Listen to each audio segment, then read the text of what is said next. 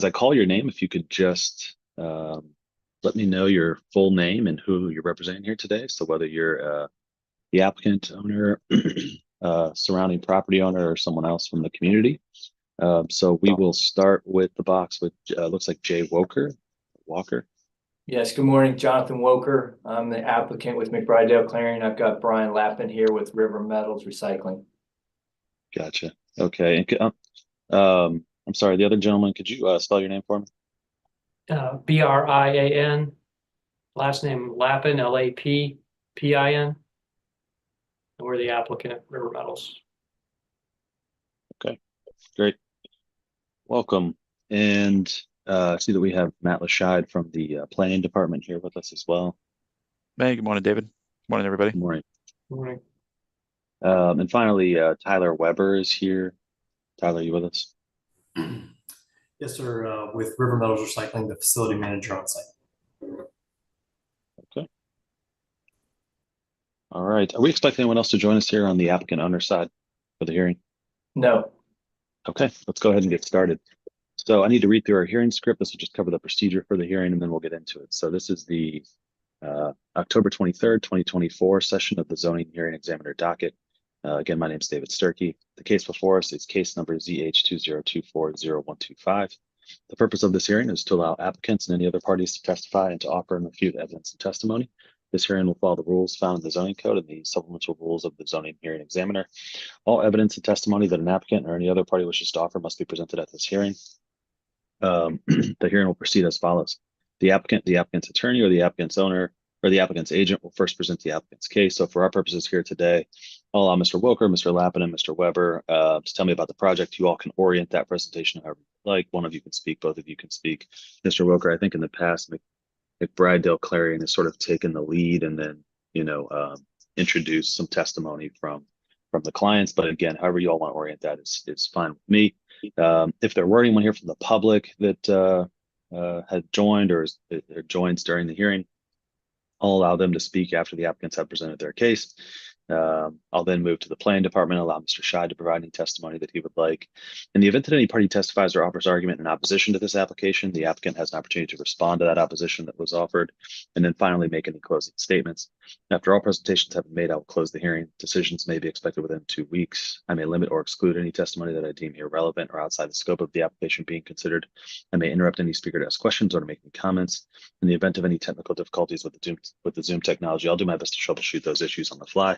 But to the extent there's a defect that prevents us from meaningfully going forward with this hearing, I may continue or postpone the hearing at my discretion. Last thing I need to do is to swear in all of our witnesses. If you intend on providing any testimony here today, making any statements at all, the zoning code requires that I swear you in. So if that's you, if you could raise your right hand, make sure you're off mute. I need everyone to answer out loud. Do you swear or affirm that the testimony you shall provide will be the truth, the whole truth, and nothing but the truth? Yes. Yes. Okay, great. Thanks, everyone. All right. Mr. Woker, are you taking the lead on this? Yes, sir. All right, floor is yours. Okay, thank you. Again, Jonathan Woker with McBride Clarion. I'm a planner representing River Metals Recycling. And I mentioned before, I have Brian Lappin here with River Metals and Tyler Weber. Both of those gentlemen are here to answer questions if there are any.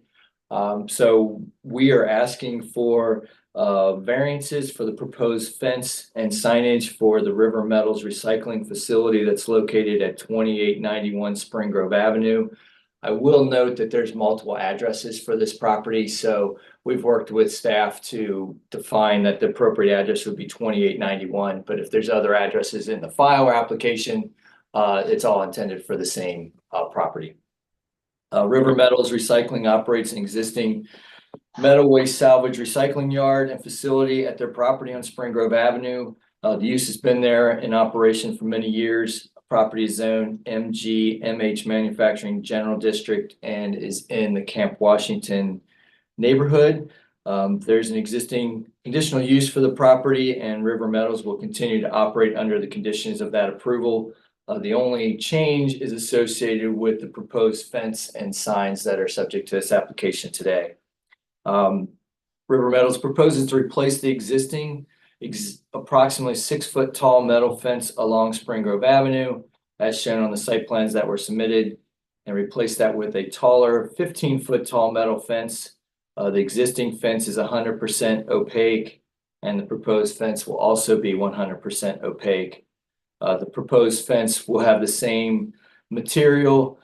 It will be metal and the same color as the existing fence and will be located in the same position.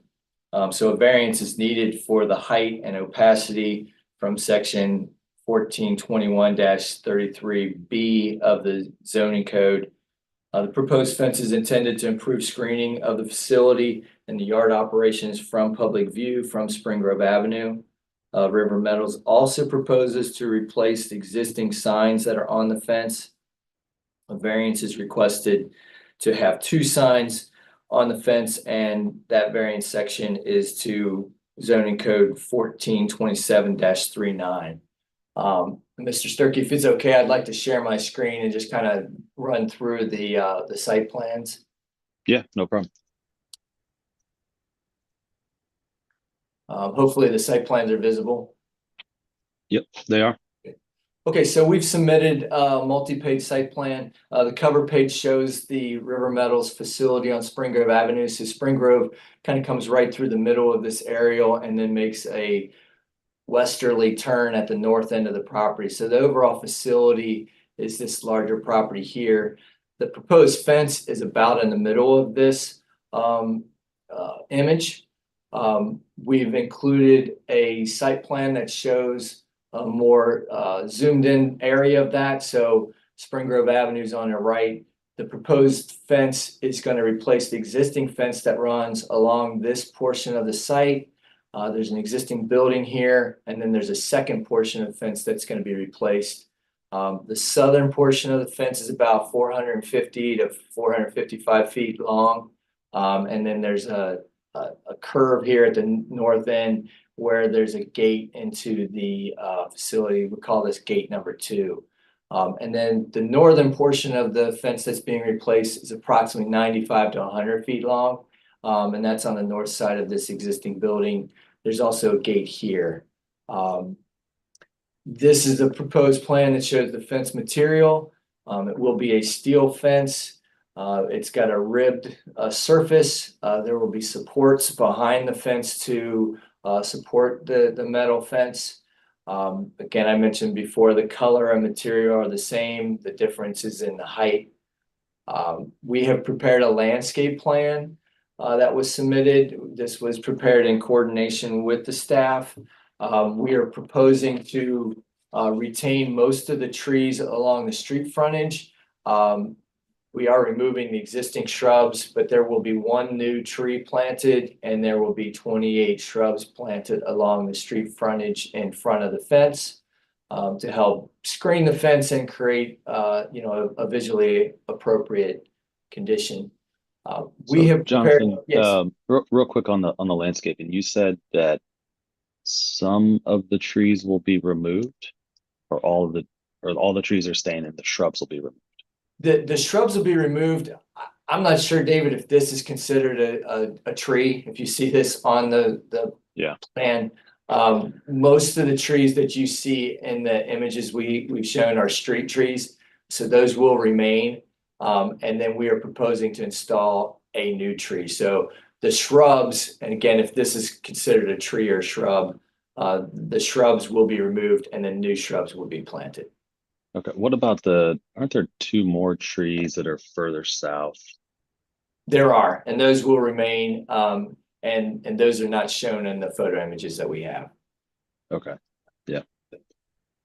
But those will remain. So none of, I would call that a shrub, the one that you were asking about earlier. So, but all the actual trees will be staying then. That's our plan, yes. And you're adding 1 new tree as well. Correct. Okay, and then replacing the shrubs. Got it. Yes, sir. Thanks.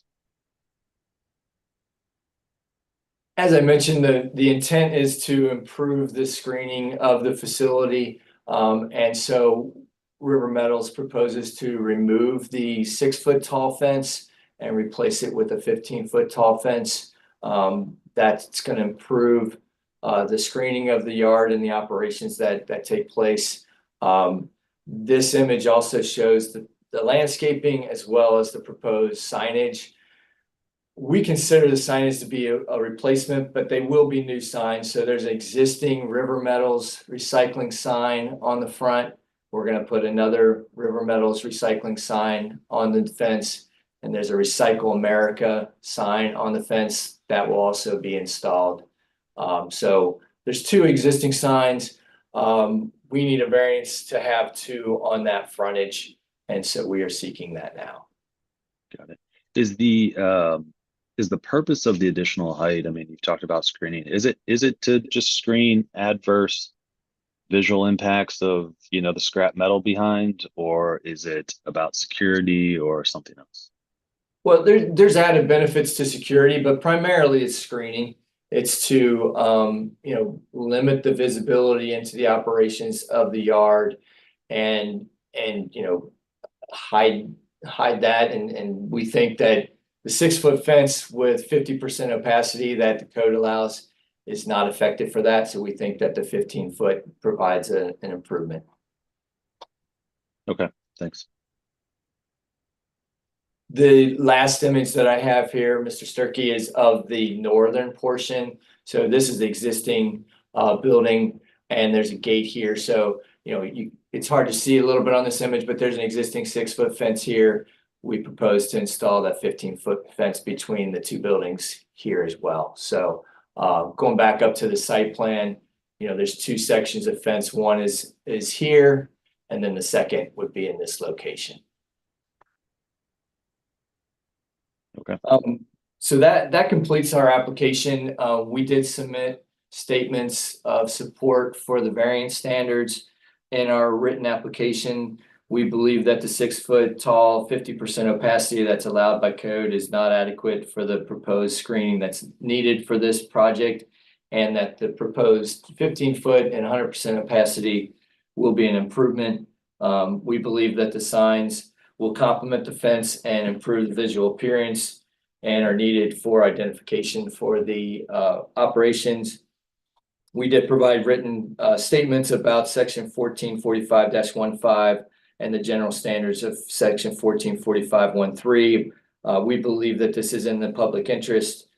We believe there will be no negative impact on the community or on property values. We did obtain approval from, I should say, support from the Camp Washington Community Council. We submitted a letter from that board indicating that they support the proposed variances. And we request your approval of the plans as submitted. I'll try and answer questions if you have them. Okay, great. So I did see that we had someone join the meeting a little late. Let me try to make contact with them. Is there a Neil here? Collardart? Yeah, it's Neil Collardo. I'm the regional operations manager. So I was Tyler and I worked together, and so that's why I joined. Sure. Sorry about joining late. I'm joining from Jackson, Tennessee. Had some issues here, but I apologize for joining late. No problem at all. I just want to make sure that you weren't a member of the public that wanted to provide some testimony on this. Yeah, I'm a member of the public. I fully support this. How's that? Well, I haven't sworn you in yet, so that's not perjury. Okay. But no, I appreciate you joining. We're just about to hear from the planning department who did a staff report on this, and hear some testimony from them. So Matt, if you want to, I'm going to stop sharing my screen. Okay. Okay. Matt, floor is yours. Yeah, thank you, Mr. Sturkey. Generally, staff concurs with the statements made by the applicant. The zoning relief that's requested is for the fence height to be 15 feet instead of 6 feet, and for 2 signs. I guess if you wouldn't mind, Mr. Sturkey, could you open up the staff report? I think it's good, just as Jonathan did, to look at it together. Sure. Yeah, that's good. So generally the use of outdoor storage and the metal recycling would require conditional use approval. Went through that process previously. There were some conditions imposed on that approval. Generally through that process, staff would expect to see some sort of screening Previously, it was approved with a 7-foot high fence. There were some requirements about noise. There were requirements that there be landscaping along the streetscape. The applicant is maintaining those conditions. They're just requesting that the fence be taller. As I said, for a use like this, it would be common for us to recommend a taller screen fence to make it so that you would not be able to see the outdoor storage area from the right of way or from neighboring properties. It's certainly an unusual condition that there would be piles that large, and it's in the public's best interest to have them screened as proposed. So for that reason, staff is supportive of the fence height variance. Regarding the signage, it appears that there was a sign that was installed without permit approval, so we're looking to retroactively fix that. But the MG district is pretty generous with sign allowances, and this site has a lot of frontage, so they would be allowed to have this much square footage of signage. And even if that Recycle America sign on the left and the River Metals Recycling on the right, if there was one big sign that like included both of those in that location, they'd still be allowed to have it. The only relief that they need is because there's 2 separate signs. So for that reason, staff is supportive of recommending approval. As the applicant mentioned, it may even help improve the appearance, breaking up that large blank wall and providing some wayfinding. So because the site is so large, they'd be allowed to have that much square footage and even signs in those areas, just not 2 of them. Staff is supportive of that approval as well. Happy to answer any questions. Okay. Thanks, Matt. Appreciate your work on the staff report and your testimony here today. I don't think that I have any more questions on this one. I'll turn it back over to the applicant and River Metals if there's anything you all would like to say in response to Matt's comments or in closing or otherwise. We appreciate Matt working with us. This was a unique situation, and we had a lot of back and forth before we made the application, including providing details on landscaping. So we feel like we've come with a solution that hopefully the hearing examiner can approve, and having community support for the variance is always something we want to achieve as well. Okay. I thought of one additional question. In the site plan that you showed, is the plan for the additional tree and replacement of shrubs, are those included in the site plan? Or does Yes, that need to be made? Okay, got it. Our site plan package includes a landscape plan with planting details. Got it. Okay, fantastic. Yeah, I do appreciate the landscaping. I think it helps soften the appearance while also accomplishing the screening with the larger fence. So just want to make sure that was a part of the package. Okay, I think we'll leave it at that. I want to thank everyone again for their time and their testimony. I've had a chance to review the application materials on this and the staff report, and based on that and the testimony that I've heard here today, I think it would be impractical to strictly enforce the zoning code to this particular application. So I'm going to approve the request. I need to formalize that approval in a written decision. I mentioned at the beginning that typically takes about 2 weeks. I think that's a decent estimate. I'll try and get it to you guys sooner, as quickly as I can. As soon as I finish that decision, I put it into a PDF and I'll email it to everybody who's in the hearing here today. So you all have a copy of that decision really just moments after it's complete. As soon as Matt will also be on that email. As soon as Matt sees that, he can approve the zoning on his end, and hopefully you all can take the next steps. Thank Any you. questions on any of that? No, we appreciate it. Thank you. Thank you. Appreciate the time. All right. All the hard work. Thanks. Good luck with the project, everyone. Hope you have a good day.